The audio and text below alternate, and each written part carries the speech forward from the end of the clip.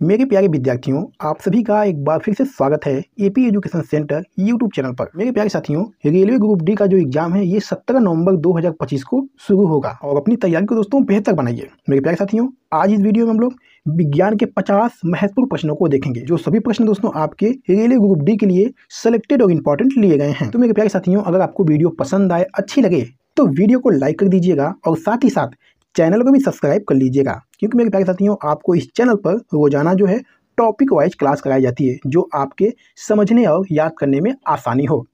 चलिए साथियों, इस वीडियो का पहला प्रश्न है, रक्त का लाल रंग किसके कारण होता है।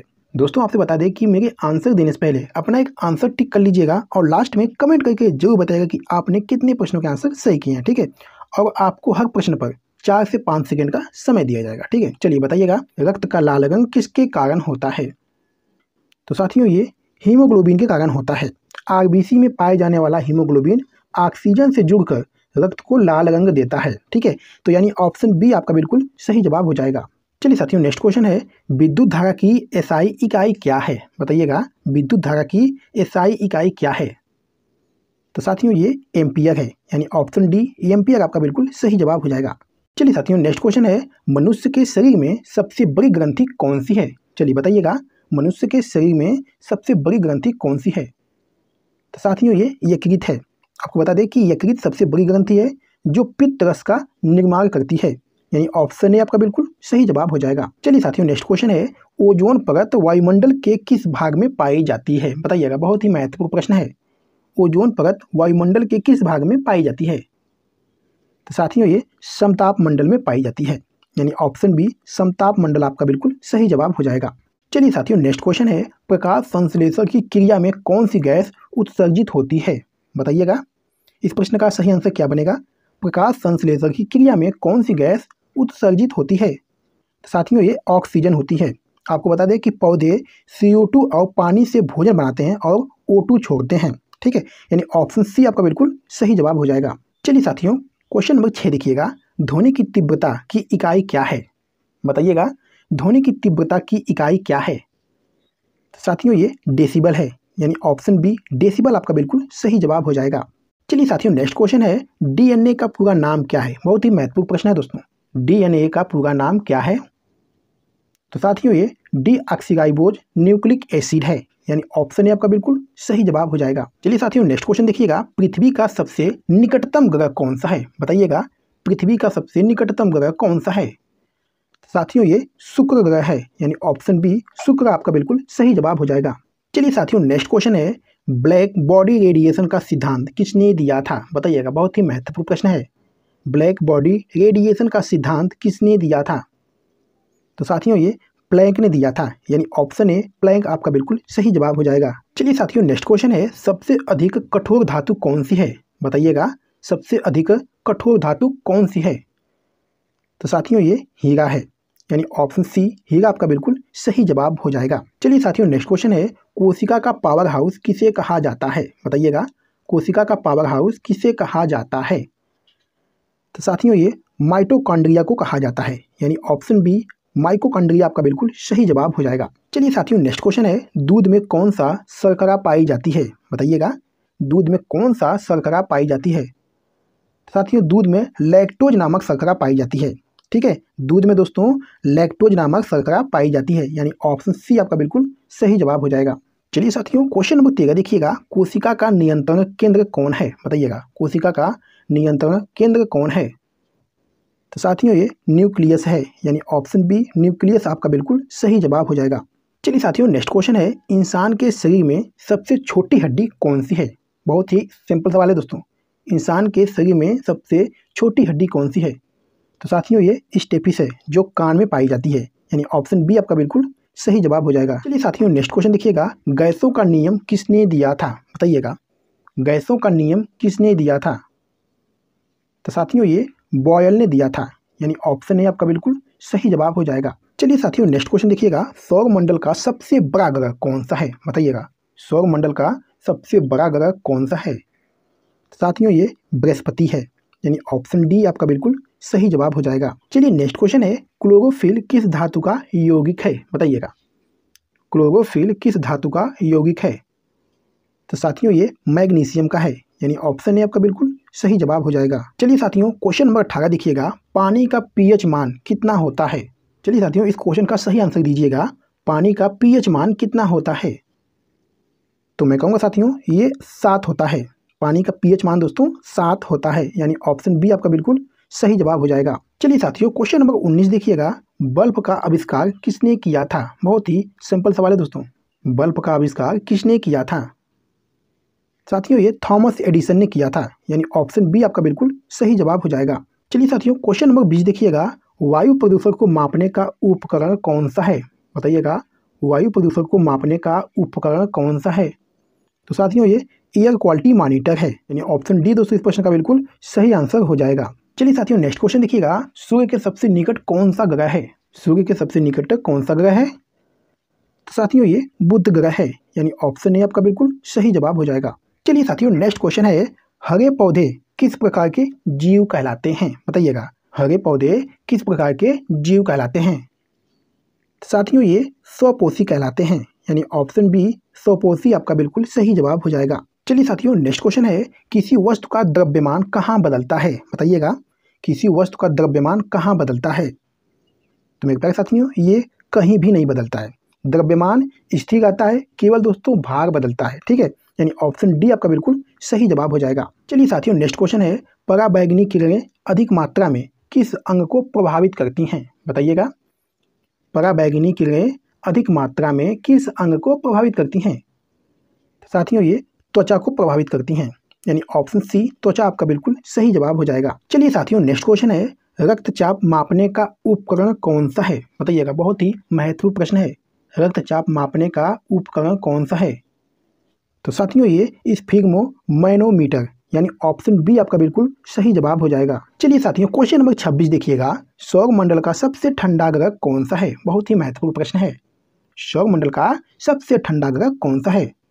तो साथियों ये नेपच्यून है।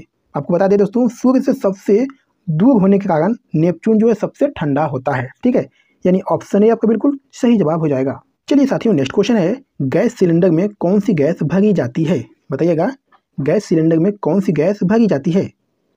तो साथियों ये प्रोपेन और ब्यूटेन गैस भरी जाती है, यानी ऑप्शन बी आपका बिल्कुल सही जवाब हो जाएगा। चलिए साथियों, नेक्स्ट क्वेश्चन है, किस ग्रह को लाल ग्रह कहा जाता है। बहुत ही सिंपल सवाल है दोस्तों, किस ग्रह को लाल ग्रह कहा जाता है। तो साथियों ये मंगल ग्रह को कहा जाता है, यानी ऑप्शन ए आपका बिल्कुल सही जवाब हो जाएगा। चलिए साथियों, नेक्स्ट क्वेश्चन है, मनुष्य में पित्त रस कहाँ बनता है। बताइएगा, मनुष्य में पित्त रस कहाँ बनता है। साथियों ये यकृत में बनता है, यानी ऑप्शन बी आपका बिल्कुल सही जवाब हो जाएगा। चलिए साथियों, नेक्स्ट क्वेश्चन देखिएगा, रक्त का थक्का जमाने में कौन सा विटामिन मदद करता है। बहुत ही महत्वपूर्ण प्रश्न है, रक्त का थक्का जमाने में कौन सा विटामिन मदद करता है। साथियों ये विटामिन के करता है, यानी ऑप्शन सी विटामिन के आपका बिल्कुल सही जवाब हो जाएगा। चलिए साथियों, क्वेश्चन नंबर 31 देखिएगा, किसी ध्वनि की आवृत्ति की एसआई इकाई क्या है। बताइएगा, किसी ध्वनि की आवृत्ति की एसआई इकाई क्या है। तो साथियों ये हर्ट्ज है, यानी ऑप्शन बी हर्ट्ज आपका बिल्कुल सही जवाब हो जाएगा। चलिए साथियों, अगला प्रश्न देखिएगा, हमारे शरीर का तापमान सामान्यतः कितना होता है। बताइएगा, हमारे शरीर का तापमान सामान्यतः कितना होता है। तो साथियों 37 डिग्री सेल्सियस होता है, यानी ऑप्शन बी आपका बिल्कुल सही जवाब हो जाएगा। सामान्य शरीर में तापमान दोस्तों 37 डिग्री सेल्सियस या 98.6 डिग्री फ़ारेनहाइट होता है। चलिए साथियों, नेक्स्ट क्वेश्चन है, पानी में सबसे अधिक घुलनशील गैस कौन सी है। बताइएगा, पानी में सबसे अधिक घुलनशील गैस कौन सी है। साथियों ये अमोनिया है, यानी ऑप्शन डी अमोनिया आपका बिल्कुल सही जवाब हो जाएगा। चलिए साथियों, नेक्स्ट क्वेश्चन है, पाचन तंत्र में सबसे लंबा अंग जो है कौन सा है। बताइएगा, पाचन तंत्र में सबसे लंबा अंग कौन सा है। तो साथियों ये छोटी आंत है, यानी ऑप्शन बी छोटी आंत आपका बिल्कुल सही जवाब हो जाएगा। छोटी आंत लगभग दोस्तों 6 मीटर लंबी होती है। चलिए साथियों, नेक्स्ट क्वेश्चन है, बिजली के बल्ब में कौन सी गैस भरी जाती है। बताइएगा, बिजली के बल्ब में कौन सी गैस भरी जाती है। तो साथियों ये आर्गन गैस भरी जाती है, यानी ऑप्शन ए आर्गन आपका बिल्कुल सही जवाब हो जाएगा। चलिए साथियों, नेक्स्ट क्वेश्चन है, किस तत्व को नोबेल गैस कहा जाता है। बताइएगा, बहुत ही महत्वपूर्ण प्रश्न है, किस तत्व को नोबेल गैस कहा जाता है। तो साथियों ये आर्गन गैस को कहा जाता है, यानी ऑप्शन सी आपका बिल्कुल सही जवाब हो जाएगा। चलिए साथियों, नेक्स्ट क्वेश्चन है, पेन बनाने में कौन सी धातु का उपयोग होता है। बताइएगा, पेन बनाने में कौन सी धातु का उपयोग होता है।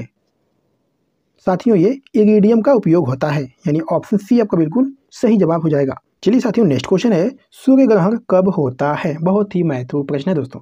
सूर्य ग्रहण कब होता है?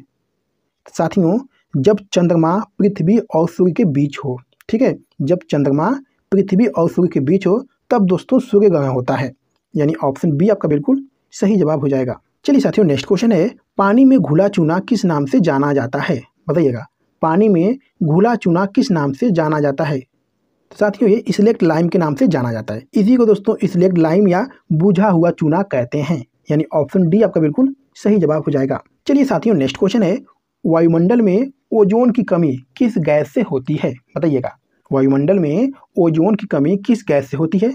साथियों CFC यानी क्लोरोफ्लोरोकार्बन। दोस्तों क्लोरोफ्लोरोकार्बन जो है ओजोन परत को नुकसान पहुंचाता है, यानी ऑप्शन ए आपका बिल्कुल सही जवाब हो जाएगा। चलिए साथियों नेक्स्ट क्वेश्चन है, आँख का कौन सा भाग जो है प्रकाश को नियंत्रित करता है? बताइएगा, आँख का कौन सा भाग प्रकाश को नियंत्रित करता है? तो साथियों ये आइरिस है, यानी ऑप्शन सी आइरिस आपका बिल्कुल सही जवाब हो जाएगा। चलिए साथियों नेक्स्ट क्वेश्चन है, किसे श्वेत धातु कहा जाता है? बताइएगा, किसे श्वेत धातु कहा जाता है? तो साथियों ये सिल्वर को कहा जाता है, यानी ऑप्शन डी सिल्वर आपका बिल्कुल सही जवाब हो जाएगा। चलिए साथियों नेक्स्ट क्वेश्चन है, बर्फ जो है पानी पर क्यों तैरती है? बताइएगा, बर्फ पानी पर क्यों तैरती है? तो साथियों घनत्व तो कम होने से। दोस्तों बता दें आपको कि बर्फ का घनत्व जो है जल से कम होता है, इसलिए वह तैरती है, ठीक है, यानी ऑप्शन बी आपका बिल्कुल सही जवाब हो जाएगा। चलिए साथियों नेक्स्ट क्वेश्चन है, हमारे शरीर की सबसे बड़ी धमनी कौन सी है? बताइएगा, हमारे शरीर की सबसे बड़ी धमनी कौन सी है? तो साथियों ये महाधमनी है, ठीक है, हमारे शरीर की सबसे बड़ी धमनी दोस्तों ये महाधमनी है, यानी ऑप्शन सी आपका बिल्कुल सही जवाब हो जाएगा।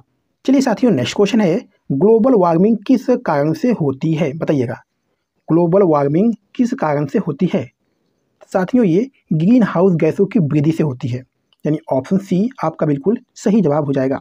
चलिए साथियों नेक्स्ट क्वेश्चन है, किस धातु का उपयोग सिक्के बनाने में होता है? बताइएगा, किस धातु का उपयोग सिक्के बनाने में होता है? तो साथियों कॉपर, जिंक और निकेल ये तीनों का उपयोग होता है, यानी ऑप्शन डी आपका बिल्कुल सही जवाब हो जाएगा। चलिए साथियों नेक्स्ट क्वेश्चन है, नाभिकीय रिएक्टर में नियंत्रक के रूप में कौन सा तत्व प्रयोग होता है? बताइएगा, नाभिकीय रिएक्टर में नियंत्रक के रूप में कौन सा तत्व प्रयोग होता है? तो साथियों ये बोरॉन का प्रयोग होता है, यानी ऑप्शन ए आपका बिल्कुल सही जवाब हो जाएगा। चलिए साथियों नेक्स्ट क्वेश्चन है, पृथ्वी का आकार कैसा है? बताइएगा, पृथ्वी का आकार कैसा है? तो साथियों पृथ्वी का आकार जो है ये चपटा गोला है, यानी ऑप्शन बी आपका बिल्कुल सही जवाब हो जाएगा। चलिए साथियों नेक्स्ट क्वेश्चन है, मानव शरीर में सबसे अधिक पाई जाने वाली धातु कौन सी है? बताइएगा, मानव शरीर में सबसे अधिक पाई जाने वाली धातु कौन सी है? तो साथियों ये कैल्शियम है, यानी ऑप्शन बी कैल्शियम आपका बिल्कुल सही जवाब हो जाएगा। चलिए मेरे प्यारे साथियों इस वीडियो का लास्ट क्वेश्चन है, हाइड्रोजन गैस का उपयोग किसमें होता है? बहुत ही महत्वपूर्ण प्रश्न है दोस्तों, बताइएगा हाइड्रोजन गैस का उपयोग किसमें होता है?